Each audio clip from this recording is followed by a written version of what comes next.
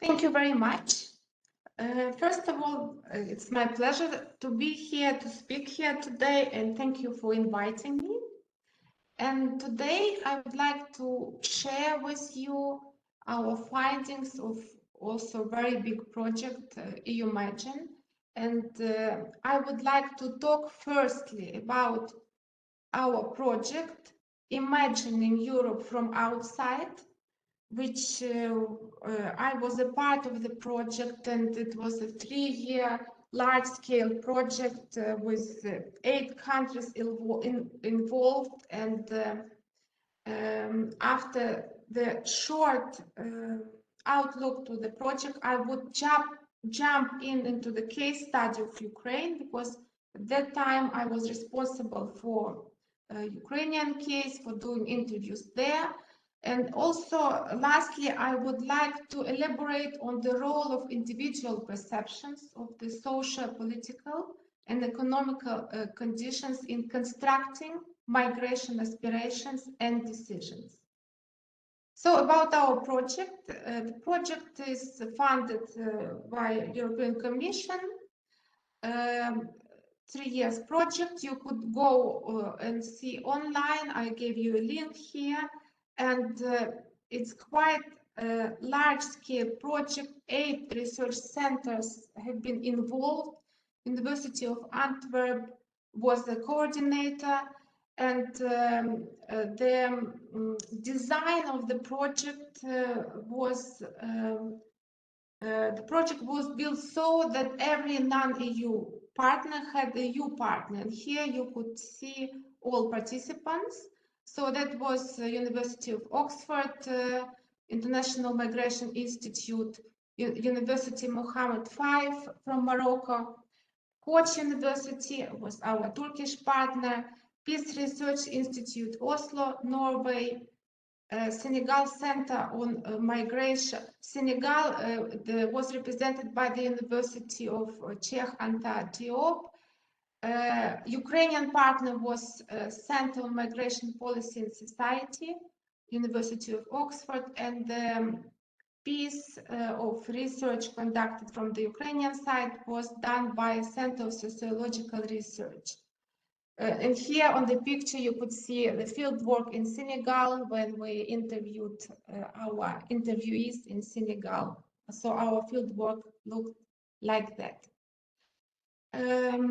We had many research objectives in the project, but here today I would like to focus only on 3 research objectives, namely, we wanted to first enhance our understanding of human rights and democracy related imaginations in migrant-sending countries. Second, to study how perceptions on human rights, democracy, migration, and possible destination countries are affected by various macro, meso, and individual factors. And lastly, to study how perceptions on human rights and democracy and geographical imaginations relate to migration aspirations and migration. And before jumping to the case study, I thought it would be important for you to understand theoretical and conceptual framework of our project. So our main concepts were first, migration aspirations. And our theory, our hypothesis was that people's perceptions on human rights and democracy play a crucial role in shaping migration aspirations. Under human rights and democracy related issues, we understood very broad definition. We took very broad definition, and we understood corruption, safety and security, freedom of expression, cultural freedom, job opportunities, social security, and quality of healthcare and education. Under migration aspirations, we understand an umbrella term that encompasses a range of thoughts and feelings about future migration, including desires, wishes, intentions, and hopes to migrate. If you would like to read more about migration aspirations, please read works of Jürgen Carling. He wrote a lot about migration aspirations capabilities framework. We acknowledge that often migration aspirations do not lead to migration because aspirations are linked to the ability to migrate, and not everybody has an ability to migrate. And in our survey, how did we measure migration aspirations? So we measure migration aspirations by asking people questions. Ideally, if you had the opportunity, would you like to go abroad to live or to work sometime during the next 5 years, or would you prefer to stay? So that was one of our key questions in our survey. Another concept we also looked at was migration intentions. So under migration intentions, we understand desire to move abroad, actual plans, preparations, and specific steps taken. We also ask about migration intentions.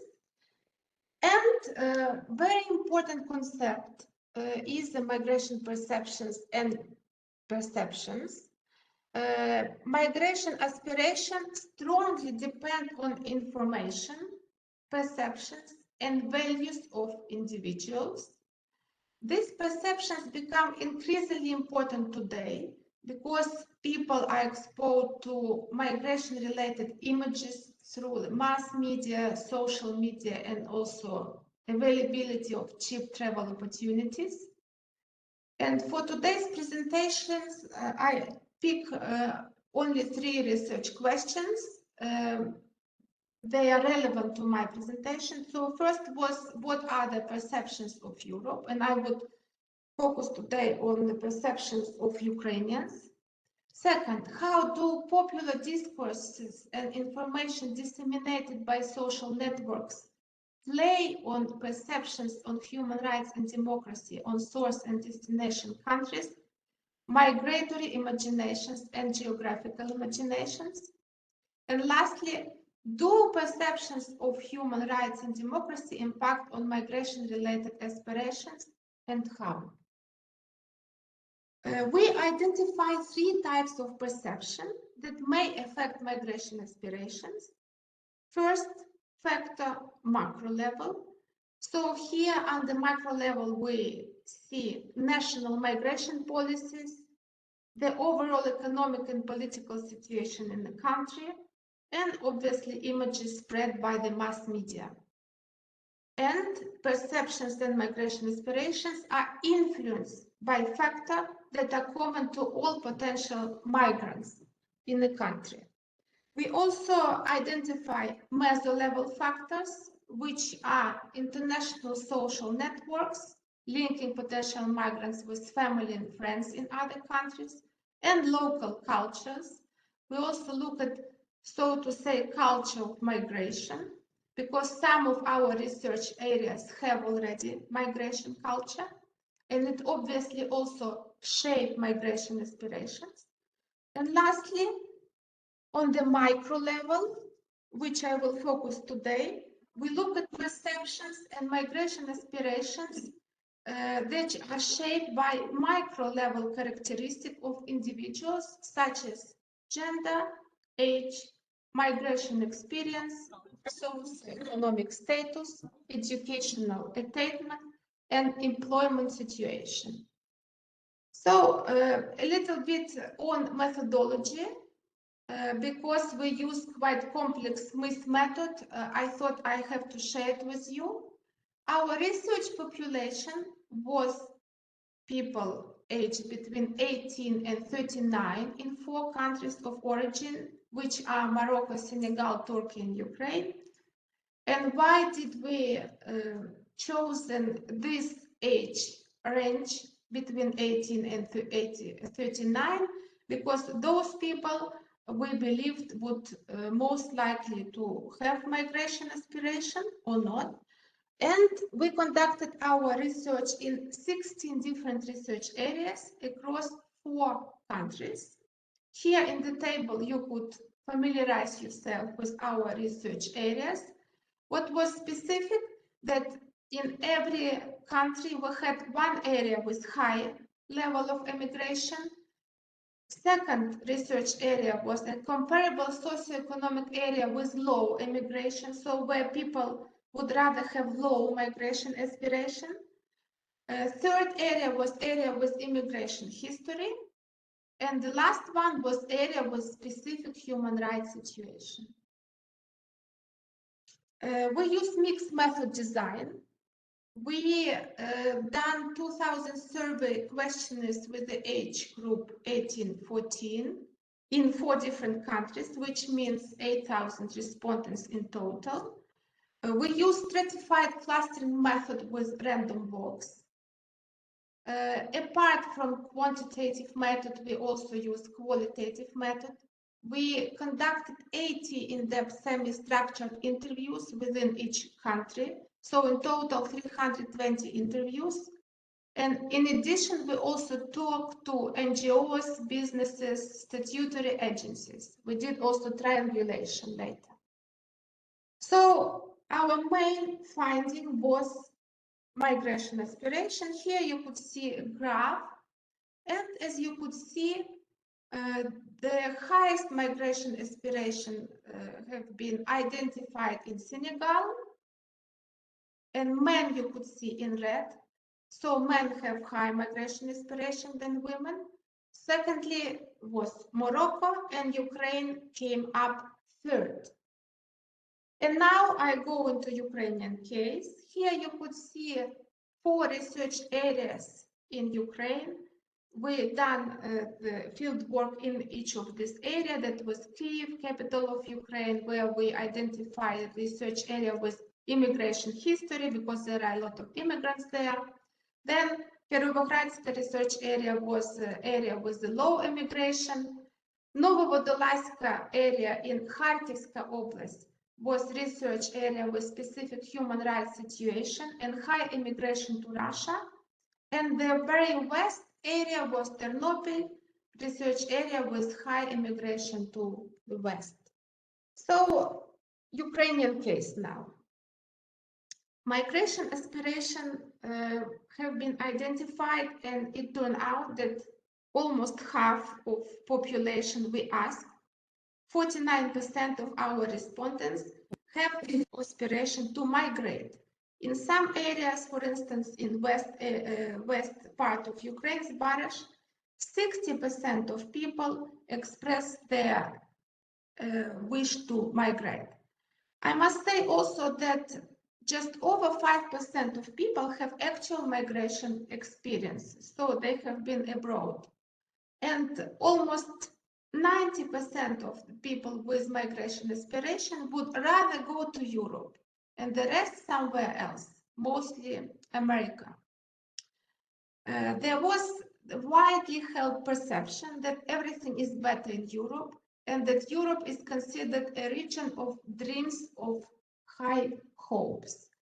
And just to give you an update, because this project we've done in 2010-2013, and I would like to share with you now one collab graph where you could see certain dynamics of migration aspiration of Ukrainians.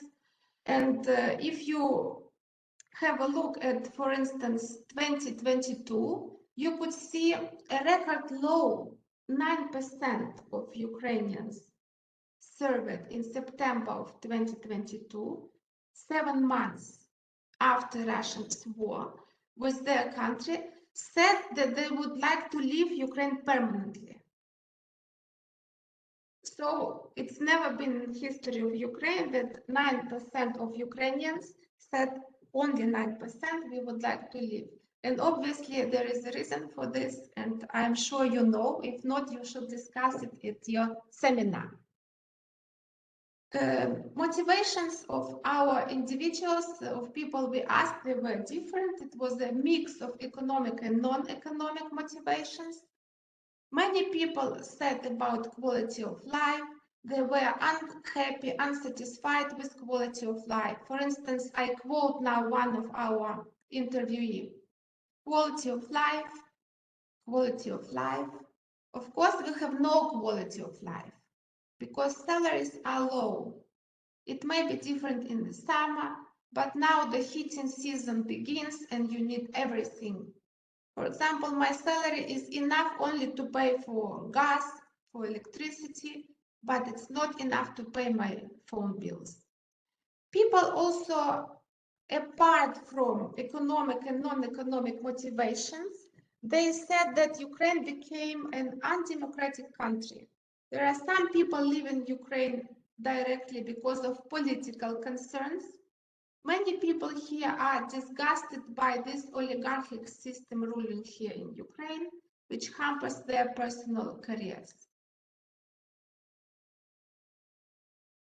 Here at this graph, we could see how Ukrainians were satisfied or dissatisfied with their living standards. And I suggest you would have a look later at this graph at your seminar. And I go now to some quotes. So mostly people said that they were rather satisfied with their lives, with their social lives because of friends and work.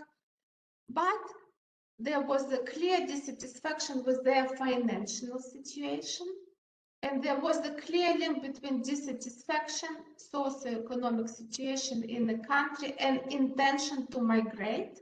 And I would quote now our respondent. Well, today our authorities promise us that everything going to be fine soon. If that's true, I don't think people here will really willing to go abroad. If we have a steady economy and one can easily find a job, the salaries are not held back and the salaries are decent, then the question arises, why to migrate anywhere? Why to go anywhere if you can get everything you need at home? We also ask our interviewees about their imaginations and perceptions of Europe. And as I previously said, their perceptions were quite rosy. I quote now, the first coming to mind when I hear the word Europe is economic stability, good opportunities for education, job perspectives, and all for life. European level of life sounds good. So there were a lot of interesting, I would say, perceptions of Europe. For example, some interviewers said, you know, it's so safe there that you don't need to lock your bicycle in Germany. In my last research, when I talked to Ukrainian refugees now in Germany, and I asked why did they choose Germany to come here, they said, one man said that he actually had networks, contacts in Germany and Israel. He was thinking about both countries, so there was ability to go to Germany and Israel, but when he talked to his uncle over the phone, who lives in Germany for 15 years, his uncle said, you know, you better come to Germany because here, if you even drink Coke, then there will be no troubles, there will be no problem with your stomach. So the perception of Coke in Germany was also very positive. And that what drives people later, that shaped their migration decision. At the end of the day, this man came to Germany. Perceptions of human rights and democracy. If we talk about Ukraine, our interviewees rated social infrastructure, education, and healthcare greatly below the expectations. Whereas in Europe, they said that there is a good education and medical service is also good. And this is incentives for us to migrate. There was also a very big level of distrust to political representatives in Ukraine, whereas performance of European politicians was rated high. A red line in all our interviews was corruption in Ukraine. Over 80% of our respondents and interviewees said that this is a tremendous problem to the country's development and prosperity, while corruption in the EU is thought to be generally low, except maybe Italy. That was also a very fascinating case. We asked why Italy, why when the people said they might want to go to Italy, and we asked why Italy, they said that it's like in Ukraine, you could solve things there, meaning that there is also some corruption in Italy and they know techniques how to solve things there. And lastly, the majority of Ukrainians considered chances to achieve by working hard in Ukraine much lower than in Europe. And here you could see again corruption theme. Over 80%, as you could see, agree or strongly agree that there is a lot of corruption in Ukraine, and Europe it's only 13%. And several quotes on the corruption situation because it was really outstanding. And one person said, "I know not a single sphere which would not be infected with corruption." Another interviewee mentioned, "With corruption, it is difficult to feel as a human being. It's everywhere, it's all over Ukraine." And then the last quote is again saying, the lady said that our society is infected with corruption in all areas. Wherever you turn to, they will want something from you. Now, when we started working with the data, so there were a lot of analysis have been done, and here are some of our findings, because I can't share all. We would need the whole course probably to share all findings, but in context of our today's lecture, firstly, our finding was that those people who believe that there is a lot of corruption in Ukraine were 1.6 times more likely to have positive migration aspirations compared to those who disagree with this. So we have done a regression, and these numbers, they are all coming from this empirical analysis and regression. Secondly, those who believe that education and healthcare were bad in Ukraine were 1.8 and 1.86 times more likely to have positive migration aspiration, so more likely to want to leave Ukraine. And those who were dissatisfied with their financial situation in Ukraine were 2.6 times more likely to have positive migration aspiration. So the variable of satisfaction or dissatisfaction with the financial situation was importance was very strong. And lastly, those who believe that the help from government for poor people who need it in Ukraine is bad and very bad were 1.8 times more likely to have positive migration aspiration. And to conclude, for today, I would maybe firstly say that we identify a complex interplay of people's individual perceptions of the socio-political and economic conditions.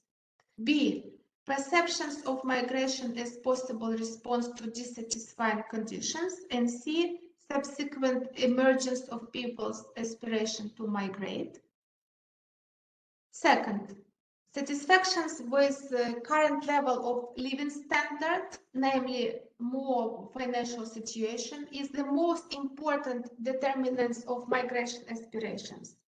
And the relationship is positive. As satisfaction with personal financial situation declines, people increasingly wish to migrate, and vice versa, migration aspirations fall when satisfaction with personal financial satisfaction improves. And I must also say what was really important for us to find that people are not only motivated by economic opportunities, but also by perception on the situation in Europe and their own countries, such as education, healthcare, poverty reduction policies, corruption. And I would leave it here. There are references and ready to answer questions and for our discussion. Thank you very much.